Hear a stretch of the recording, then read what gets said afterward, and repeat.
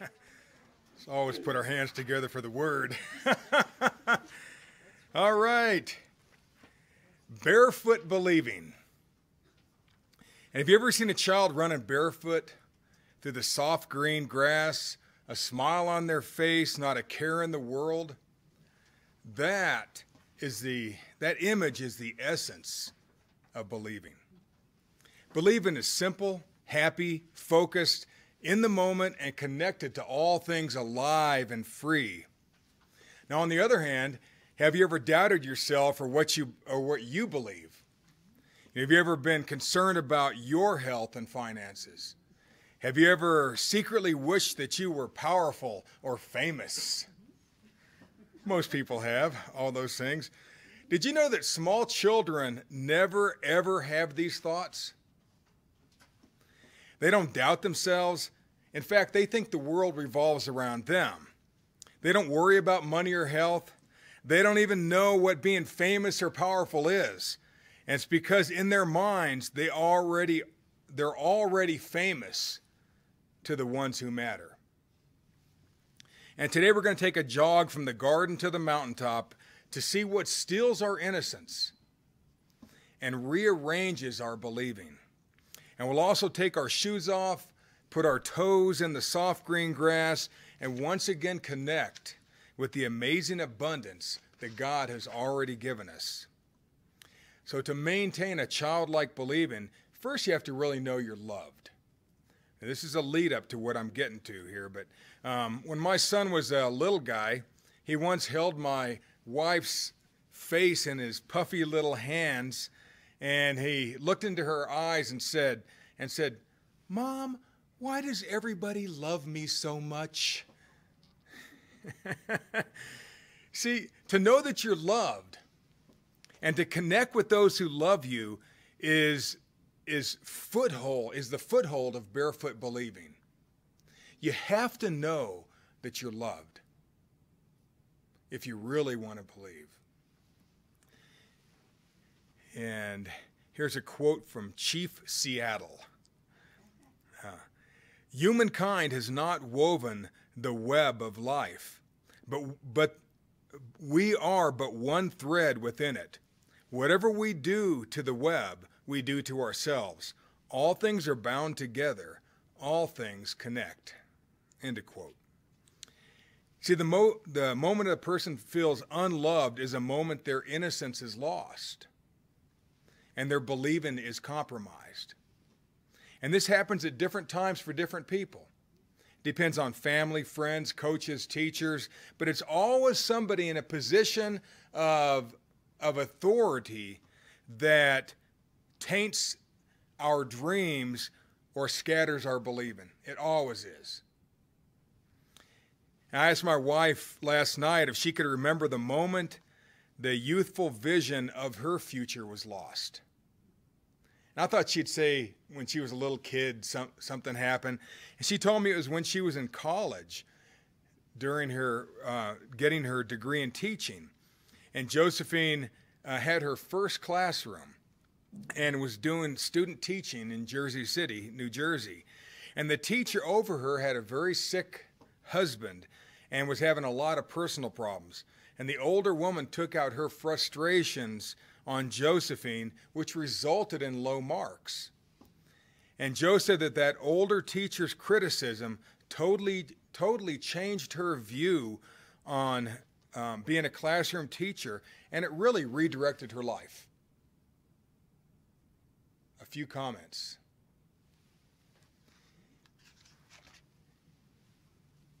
You ever hear of Bear Grylls, the outdoor adventurer, the British guy? He said, life's full of lots of dream stealers, always telling you need to do something more sensible. I think it doesn't matter what your dream is. Just fight the dream stealers and hold on to it. And see, a child, they just think the world is wrapped around them. And then pretty soon, people in the world tell them that they have to wrap their minds around the world. And that's where the trouble begins. It's always about love.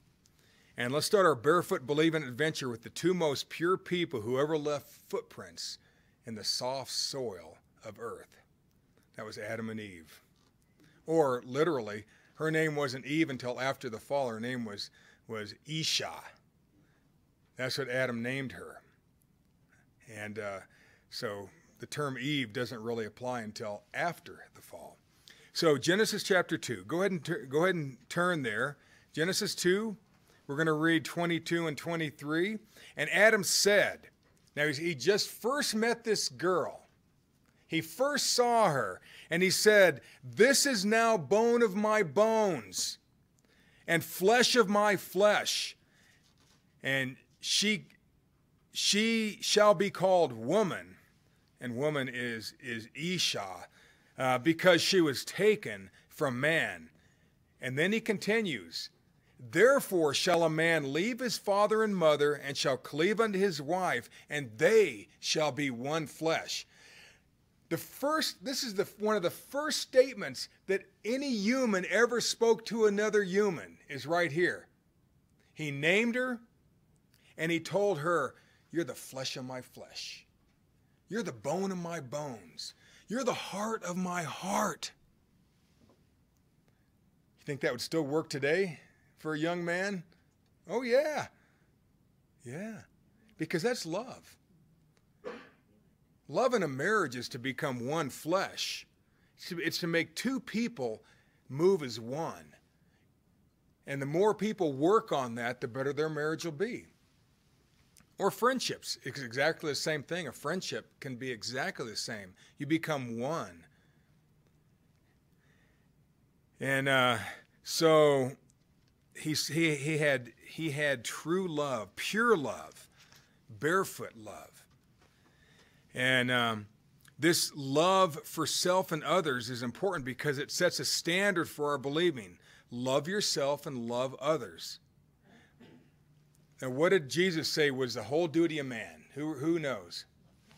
Love the Lord thy God with all thy heart, soul, mind, and strength, and love thy neighbor as thyself. Yeah, love God, love your neighbor. If you could boil the whole Bible down to one sentence, that's it. That's what Jesus did.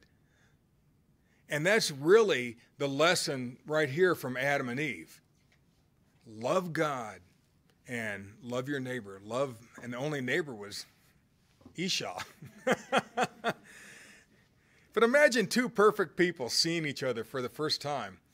And just so you know, they were naked. They were naked. And so now we're going to get into getting naked. And in verse 25, and they were both naked, the man and his wife, and were not ashamed. They were not ashamed. You know, they knew they were naked, and they were not ashamed of it. They were comfortable in their own skin. They hadn't been taught shame. Shame is something that we're taught. All they saw was good. It looked good. It felt good. It smelled good. You see, what they thought of themselves and how they saw each other was marvelous. Now, the word naked and the words not ashamed are important here for what we're going into. Adam and Eve had no religious hang-ups. I mean, look what goes on in the world for religious reasons. People strap bombs to themselves. They hold up signs of hate towards some other church or some other group. It's crazy stuff what people do. They kill, they maim, they destroy, all in the name of this. And but they were not. It's religious, you see, and they had no social pressures. They had no peer pressure. They had no one to judge them. They had no Barbie dolls, no supermodels, no superheroes to emulate. They'd never seen death. Never seen another human die. So they had no thought of death on their own. Imagine that. It's just not even a part of your mind. You're not thinking how long you're going to live, the thing that pops through your head occasionally. Speaking of supermodels, there was a model named Tyra Banks, is one, and she said, never dull your shine for somebody else. It's a good lesson. Never dull your shine for somebody else. See, as we reclaim control of what we think about ourselves, we will regain control of our own life. But it starts with self-thought, which starts with self-talk, as we've mentioned many times. And once we begin to adapt to what everybody else thinks we should be, we become a shell of who we once were, who we're designed to be. And we got to love ourselves so we can love others, and in doing so, we'll express our love for God. Love God, love your neighbor. And this whole lesson's going to come right back around to this in the end. Of all our infirmities, the most savage is to despise our being. That's for Michel de Montaigne. You see, of all our infirmities, the most savage is to despise our being. And we'll see how Jesus Christ was tempted with this in a few minutes, to despise his being. It's pretty crazy. Now remember, we're going to get to the temptations of Jesus in a few minutes, but you can't be tempted with something if it's not something that you could give into, right? It wouldn't be a temptation. If somebody came in here and offered us some crazy kind of drug, just walked in through the door, we'd say, get out of here, man. We're having a meeting. I mean, I wouldn't be tempted at all, you see? But things that you're tempted in doing are things that it's like, I wonder what that would be like. Now, that's not a sin to think, but it's a sin to do. And redirect our focus and cause us to doubt ourselves and God. Now, see if during this teaching you can pick them out. In Genesis chapter 3, verse 1, we're just continuing the story. Too bad there's a chapter there. Change, but same one. And it says, now then any beast of the field. And he said unto the woman, yea, hath God said, ye shall not eat of every tree of the garden? See, two words we got to understand before we understand this record are the word serpent and the word subtle, because they don't mean what we think. Subtle, first, it's the same Hebrew word as the word naked in verse 25.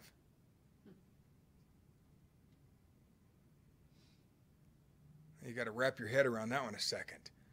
Adam and Eve were naked, and they weren't ashamed. The devil is subtle, which is the same Hebrew word. It's the same Hebrew word. It's just a weird translation. And so and this will make sense in just a second. This is going to show you an attitude of believing. So Adam, his woman, and the serpent were all naked. And being naked or having no thought or care about what somebody else thinks about you. What you want happening around you. Focus on what you want no matter what anybody else says about you. Getting this definition of naked, from the Bible. And see, like a naked, if that door opened and a little 3 naked, it'd be shy with its little parts hanging out or whatever, snot running down its face. It could care less. And it would run right up to you and it'd want you to swing it. Care less I was up here talking either. Right? It'd be cords and a glass of water. I mean, they don't care. Don't care. Taught about what's socially acceptable or not. And he just does. He does not care what anybody thinks. He does not care what God thinks. That's naked. It's just pure, you're open. This is my life. I love my life. Well, he's into. Adam and Eve were totally into what they were into. They were naked. Didn't even know they were naked.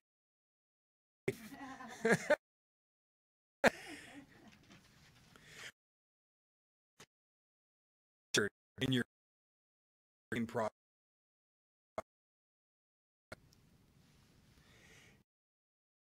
That's of controlling our Sir Edmund Hillary. Not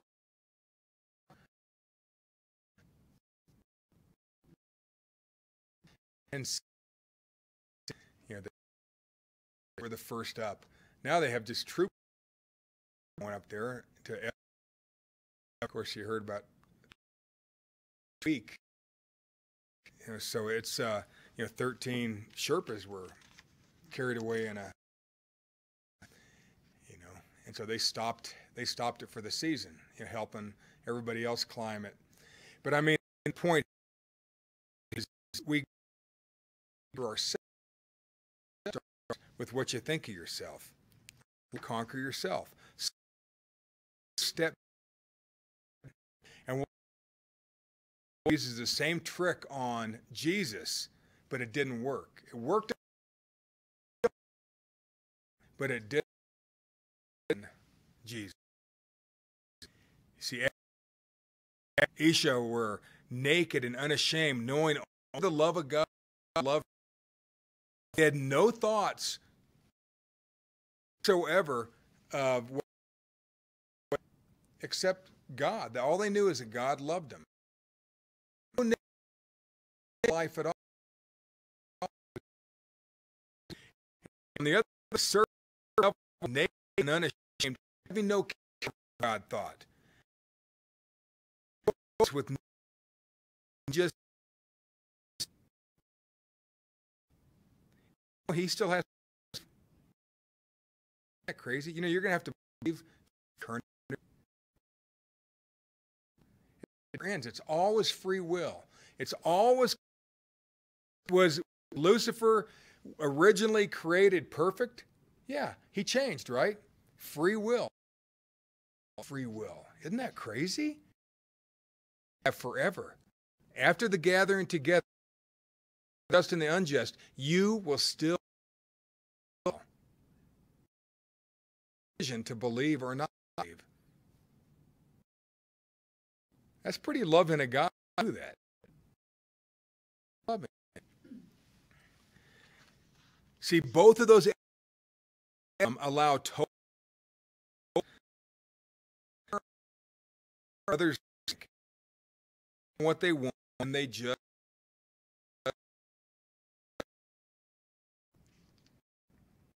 total and that's believing. But when anything else mixed, you lose. Why many times else is because there's so many. My shows are on head. Oh, this stupid person in front of me. 5 honk honk. Here it is. I've heard that the company's got sold. Or, all this stuff. It's just all the time going through our heads.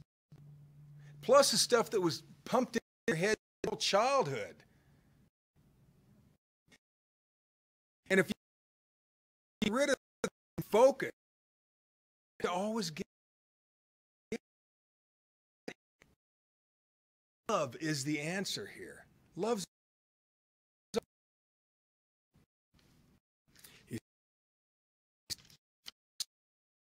there is it's an African problem. Here's a yoga instructor named Sally Kempton.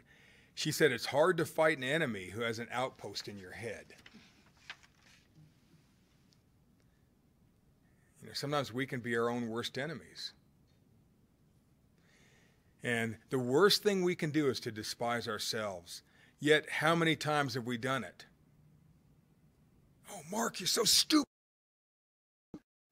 Just talking to myself. I'm sure none of you have done anything like that, but we got to stop talking like that because it takes us. You know, I can't, I shouldn't. How would I look? What do I think?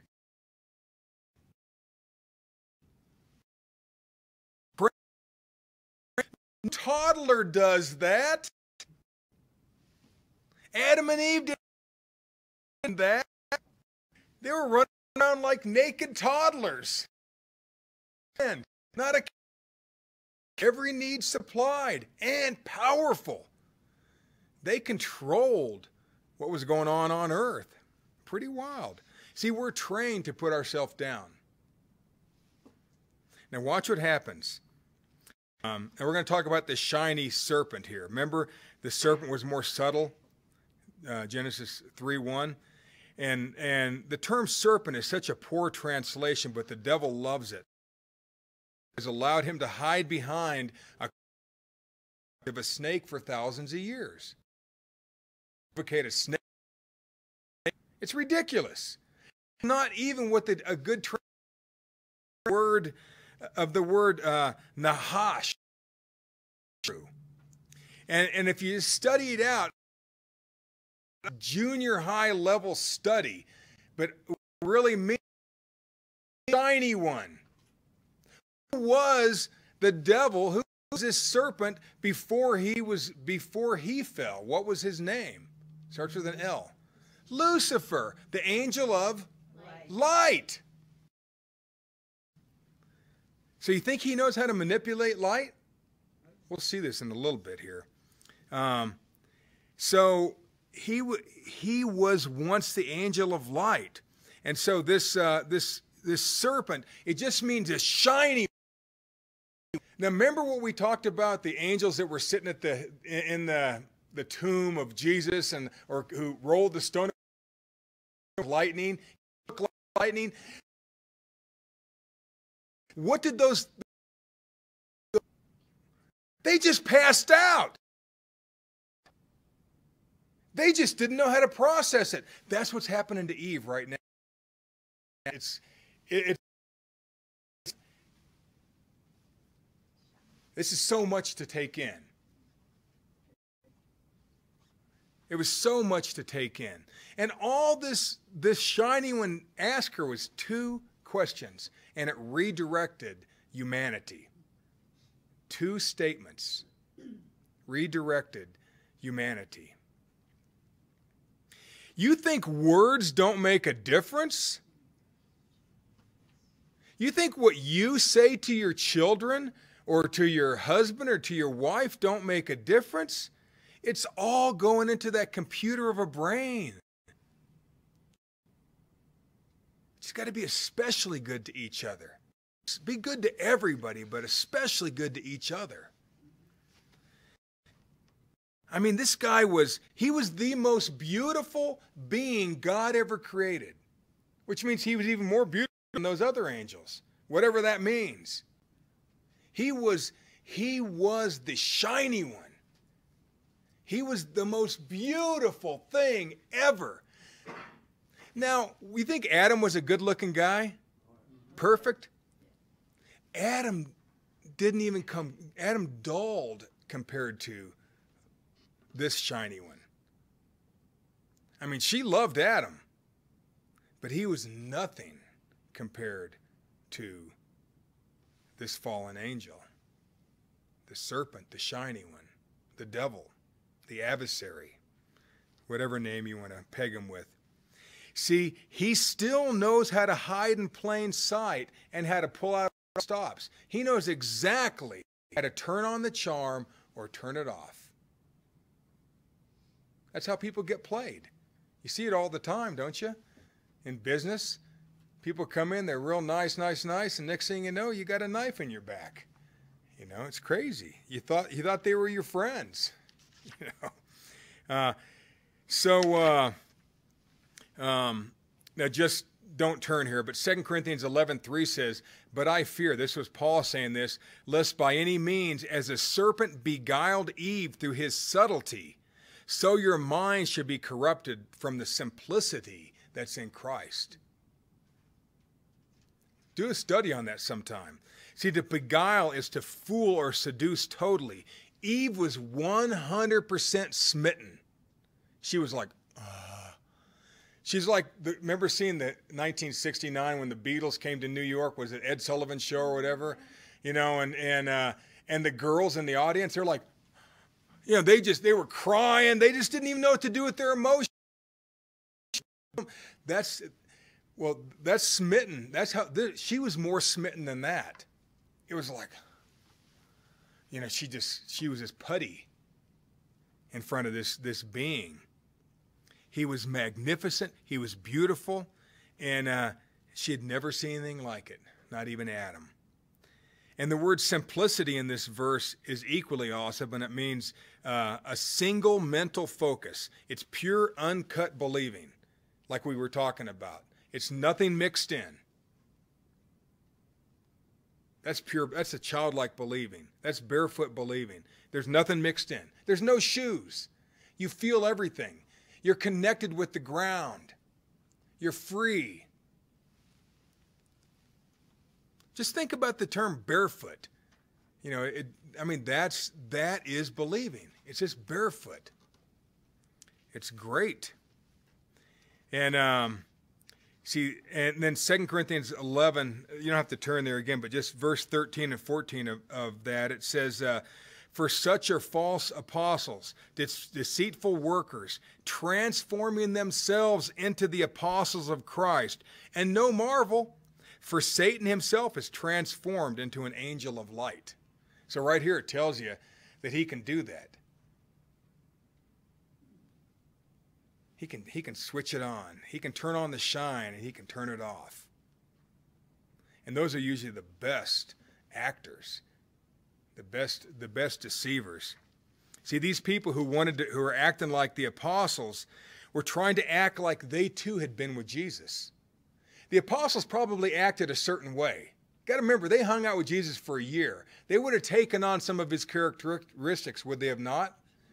They would have sort of talked like him and acted like him. They wanted to be like him. And now these guys, this is almost 27 years later, there's people who are trying to act like those people. They were trying to act like those original apostles. And that's exactly what the devil, Satan, tries to transform himself into the angel of light. He wants to act like that and look like that, even though he's not anymore. See, people transform themselves. Back to Genesis 3:1.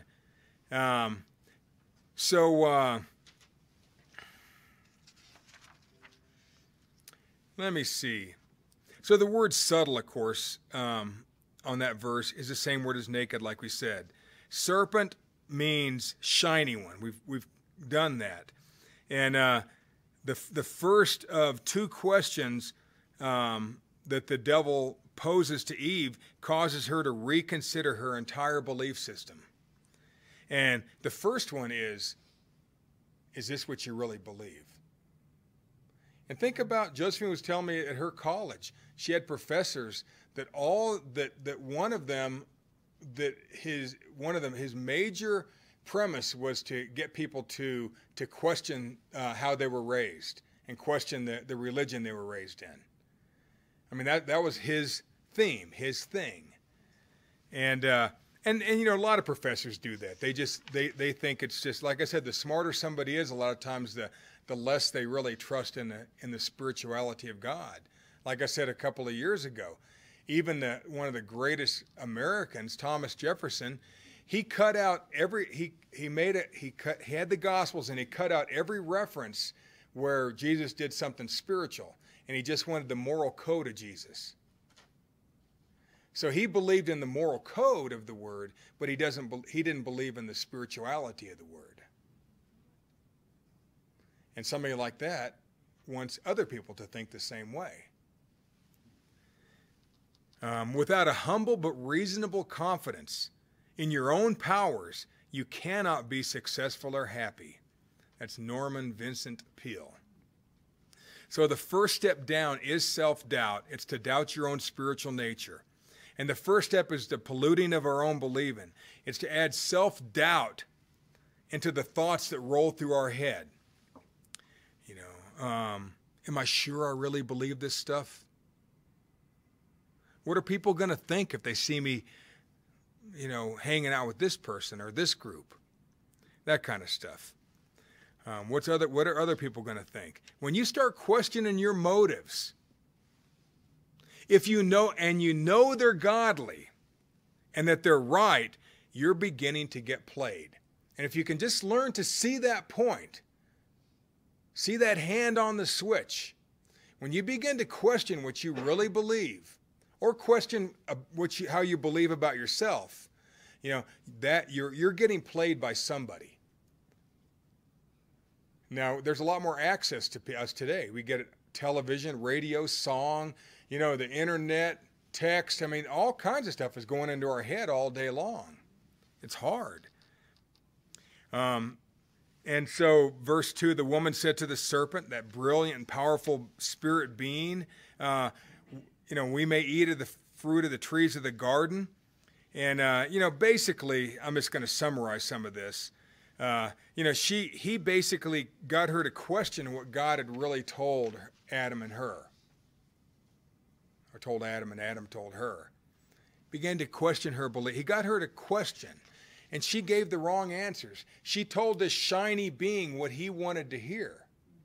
Which is, if you've been around if you had met a movie star, that you loved, your favorite star, especially of the opposite sex, you may get tongue-tied, the most beautiful girl or the most handsome guy, the one you've seen on TV that you feel like you know.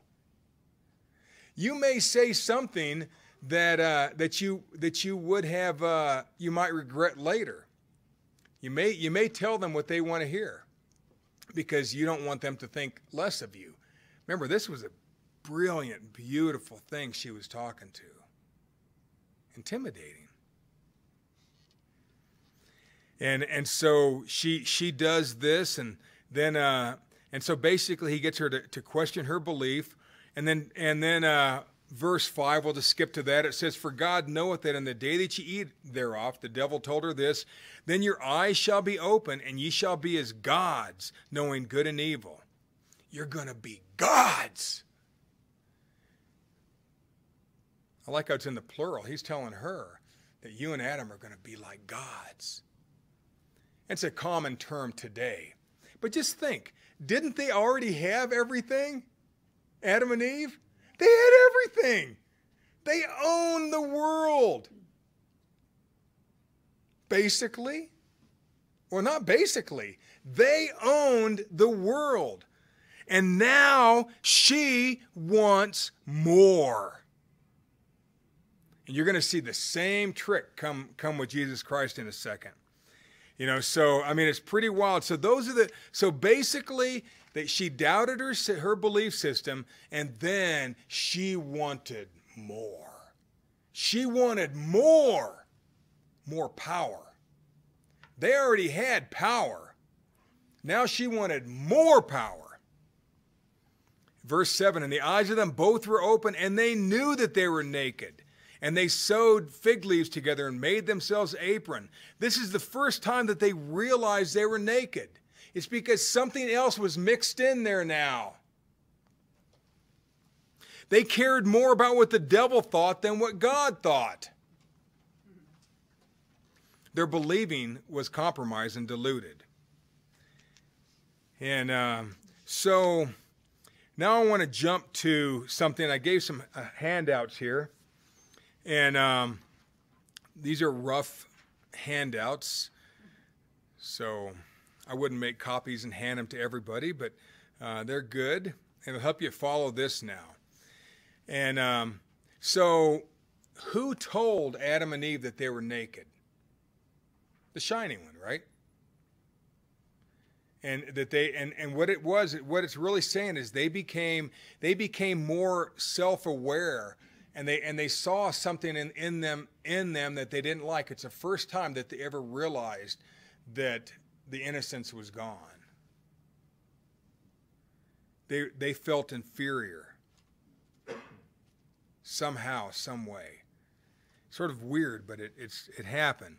It starts with questioning our beliefs, and it's quickly followed with something that affects our ego, or sense of self-preservation. We allow ourselves to get forced into a corner, and then we begin to make excuses. That's what everybody does. So now we're going to go, and I'm going to share with you something that I think will really bless you. And we're going to see how the devil attacked Jesus similar to how he turned Eve. But it's not going to work. And he's going to come at him not 3 times like you've been taught, but he's going to come at him 6 times. And he hits the same things twice. And you're going to see that it's 2 times he took him up to the pinnacle of the temple. And 2 times he went to a mountaintop with Jesus. So this is really crazy. So Luke chapter 4. And see, Jesus had just received Holy Spirit. He was testing it out. This is his first assignment. He's off in the wilderness. In fact, the word wilderness means lonesome. The word wilderness means lonesome. All wilderness means is he was by himself. He was lonely. And we're going to see 6, not 3, temptations. Verse 1, and being full of the Holy Ghost, returned from Jordan and was led by the Spirit into the wilderness, into the loneliness, being 40 days tempted of the devil. So how long was he tempted? 40 days. So the only 6 that are recorded are the ones that I'm going to show you, besides the wild animals. And in those days he did eat nothing, and when they were ended, afterward he hungered. So 40 days he was tempted, and so there was many temptations, but the only ones that are recorded we're going to see are 6, and it's really 2 sets of 3.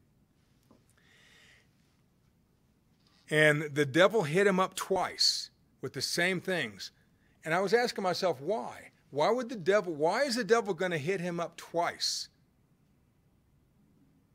He hit Eve with 2 things, but he's going to hit Jesus with 3.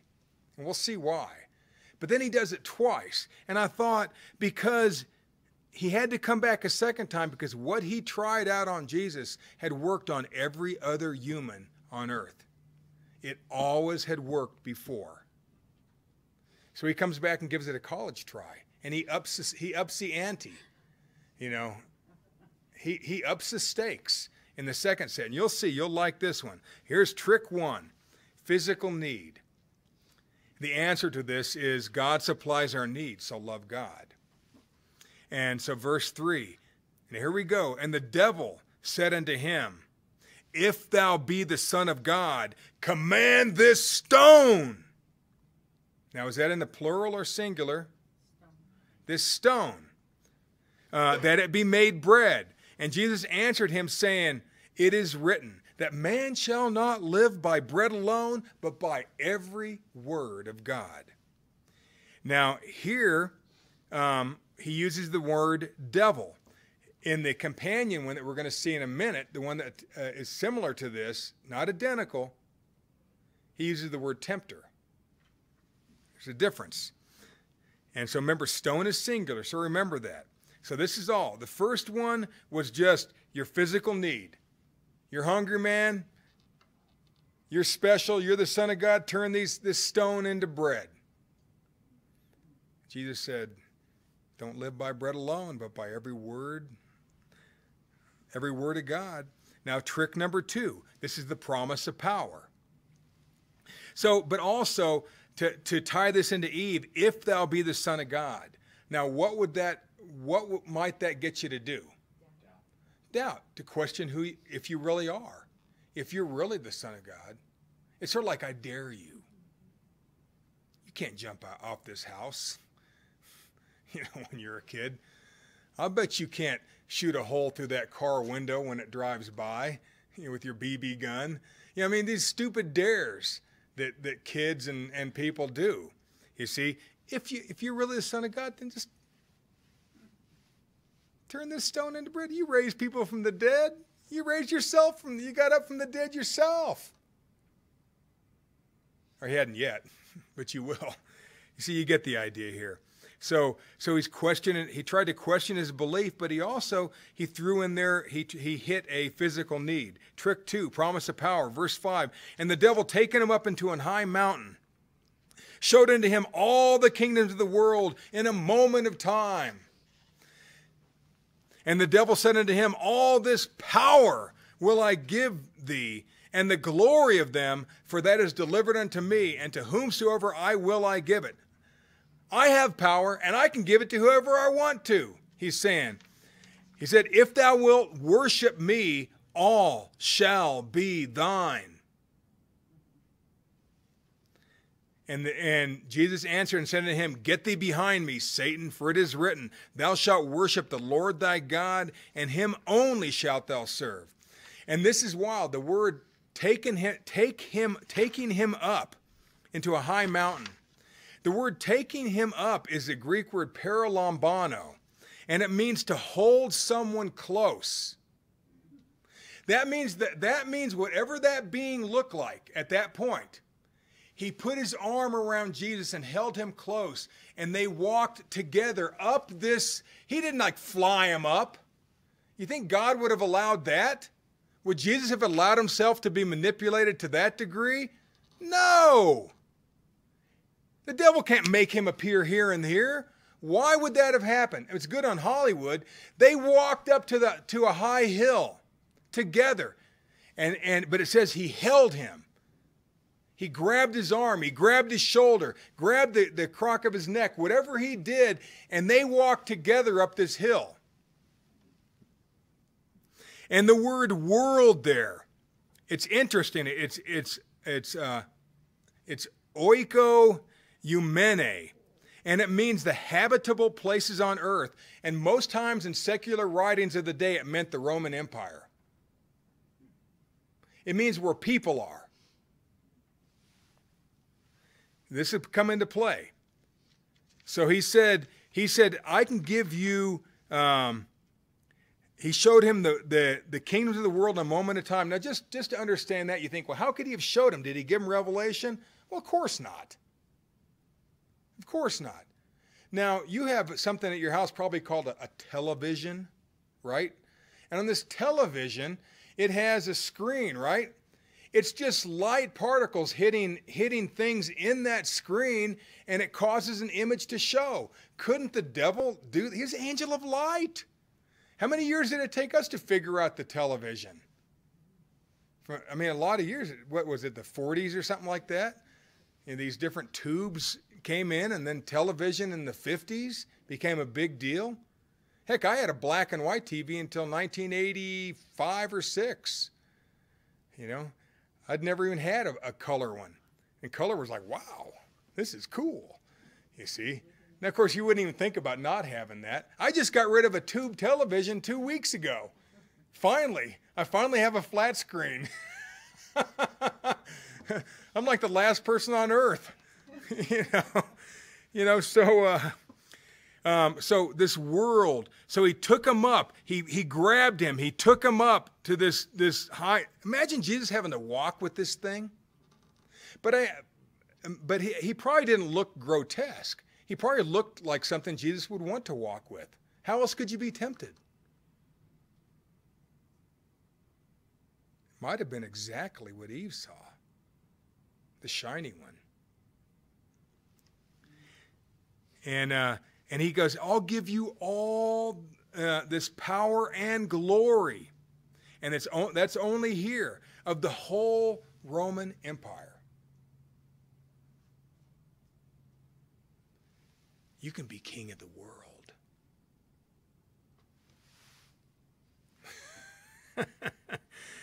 So the devil manipulates power over people as he sees fit.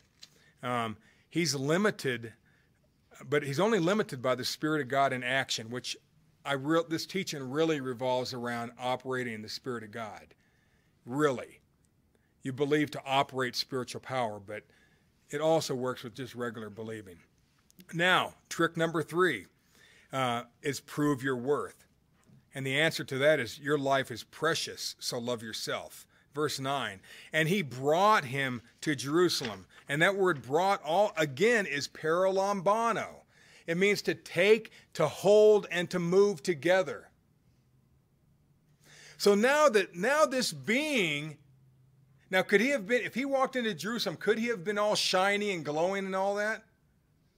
No, because it would have caused a stir. So whatever he looked like was just totally normal when they walked in. So he, again, grabbed Jesus, and they walked together into Jerusalem. Pretty crazy. Taketh him up. And let me see. And he brought him to Jerusalem. Brought is the same word, paralambano, to Jerusalem, and set him on a pinnacle of the temple, and said unto him, now this, what that means, he said, Jesus, jump up on top of here. And so they're at the top of the temple. You could probably walk up to the roof, and now Jesus is standing right next to the edge.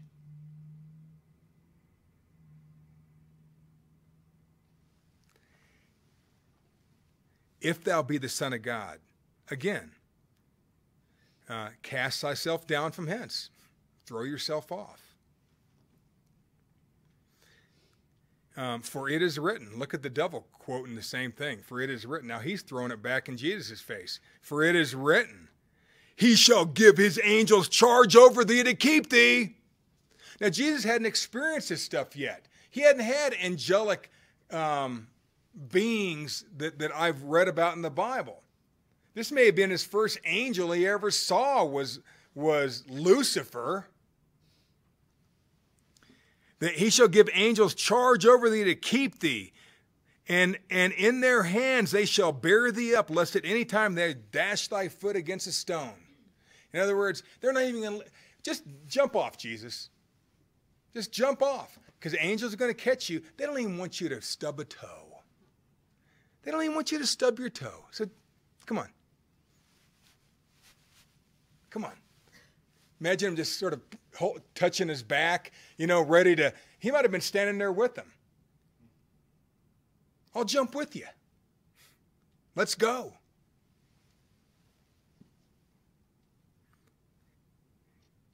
Prove your worth. And Jesus answered and said unto him, it is said, and it doesn't say it is written here. It is said, thou shalt not tempt the Lord thy God. So now he changes gears a little bit. The devil threw it is written at him. He throws it is said. Don't tempt the Lord thy God. And when the devil, now this is important. And when the devil had ended all the temptation, he departed from him for a season. So, he brought him there. He brought him into Jerusalem, tried to trick him into jumping off. Jesus said, it is said. He said, you don't tempt. The word tempt is like to test drive or to toy with. You don't toy with God. You don't toy with your life. And here, the term is devil and not Satan. Okay, so, and he departed for a season. So this time the devil leaves on his own accord. He leaves on his own. Now let's keep going here. Trick number 4. And again, this again is a physical need being met like the first one. God supplies our need is the answer. So love God. Verse 3. Oh, now we're in Matthew chapter 4. Matthew chapter 4. And these always, most people say these are similar. I mean, these are all the same, but they're not. And you'll see why.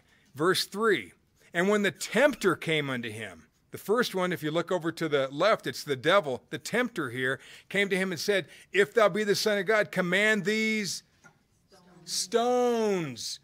Now, is there a difference there?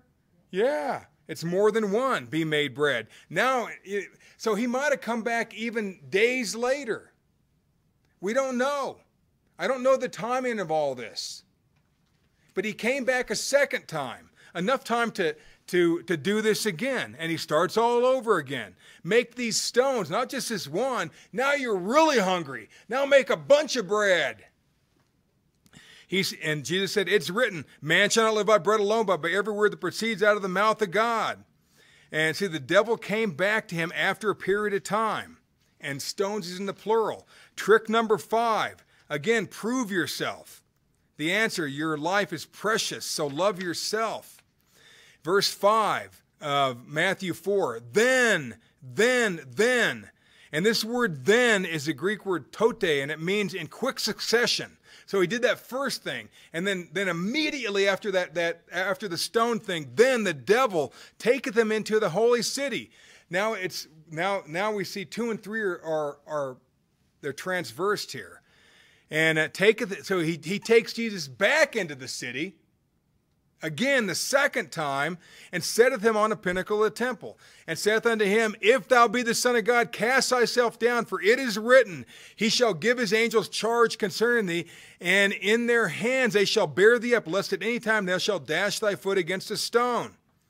Same thing as before. And Jesus said unto him, it is written again. Devil, you're not listening. It is written again. Thou shalt not tempt the Lord thy God. See, and that word take is again paralambano. So he grabs him and takes him in. Now the sixth one and final one. And this is that promise of power. He's pulling out all his stops now. This is his final attempt to change Jesus' mind. Verse 8. And again, see the word again there? Again, the devil taketh him up into an exceeding high mountain, and showeth him all the kingdoms of the world and the glory of them. This time, see the word exceeding high? They went up on even to a higher hill. Now, there is no exceeding high mountains there. There's big hills. But he took them to a higher hill this time, which means a different place or a different level. Jesus, he's pulling out all the stops now. Maybe they could see Jerusalem. Maybe they could see some of the cities. Maybe it was at night and they could see lights just going all over the place. But watch this. And showeth him all the kingdoms of the world and the glory of them, and saith unto him, all these things will I give you. The first time, what did he say? Look at the first one. Look over on your sheet. It wasn't all these things. The first one is, let me see, it's number 2 there. And all this power and glory, right? And now he's saying all these things. Is that different? Is power and glory different than things? Yeah. If thou wilt fall down and worship me. And what's cool here is the word again means once more, once again. The devil led him once again to taketh them up. This time is the word anago, and it's not paralambano. And it doesn't mean to embrace. It doesn't even mean to touch. He just walked in front of Jesus, or they walked. It's a whole different Greek word. This time they walked up together, but he didn't embrace him. Didn't embrace Jesus. And then the word world there, the kingdoms of the world, this time that word world doesn't mean, it isn't that same word that means, the inhabited world. This means the entire globe. It means everything. He said, look, last time I told you I'll give you power. I'm giving you power over everything. If you'll just do one little thing. Remember, these temptations had to be something. Had to be something that would be attracting to people. And if thou worship me. This time he says, fall down and worship me. And Jesus said, get thee hence, Satan. For it is written, thou shalt worship the Lord thy God, and him only shalt thou serve. This, and behold, angels came and ministered to him. This time, he told him to get lost. The third time, after number 3, he left on his own, remember? He left on his own accord. He left for a season. Then he came back and hit him again. And so it's pretty well, all these things will I give you. Jesus told Satan to leave. And the only time that's said in addition to this is Mark 1:13. It's all put in one verse there. See, 4 times the devil said, if thou be the Son of God. All 4 times the temptation revolved around supporting physical life. And the other 2 delve into worship. See, a child never starts out with self-doubt. They don't lust for things because they already think the world already belongs. They understand. If you take a little kid to a store, does it know that that stuff doesn't belong to them? They start pulling stuff off the shelves and eating stuff. I mean, they'll do until you teach them no. You see, God doesn't say. Doesn't God say that he'll supply all our need according to his riches and glory? Then what are we worried about? See, the answers to the 6 tricks are love yourself, love your neighbor, and love God.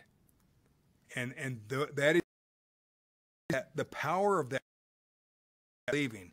Get back to barefoot believing. God bless.